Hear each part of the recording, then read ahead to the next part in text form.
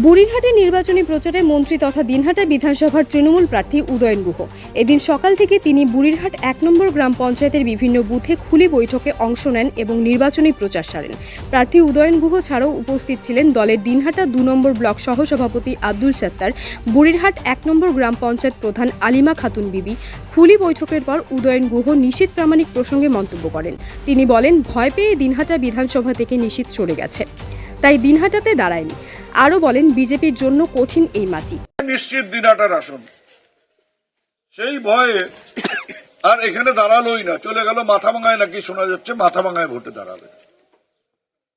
তাহলে যাকে মানুষ বিশ্বাস করে আস্থা ভরে ভোট দিল, আমি 2006 ভোটে দাঁড়িয়েছিলাম, 2006 ভোটে হারলাম।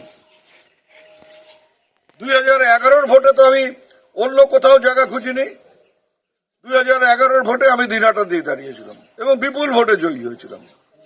কারণ ওই যে 6 থেকে 11 মানুষের পাশে পাশে ছিলাম, জমি কামড়ে পড়েছিলাম, তারপরে 11 ভোটেও আমি বিপুল ভোটে জয়ী হই। আমি ভোটে জিতলে মানুষের পাশে থাকবো, ভোটে হারলে মানুষের পাশে থাকবো না, মানুষের খোঁজ নেব না, এটা কেমন ধরনের রাজনীতি? এরা শুধু ভোটের ব্যাপারটা বোঝে, অন্য সময় মানুষের পাশে থাকে।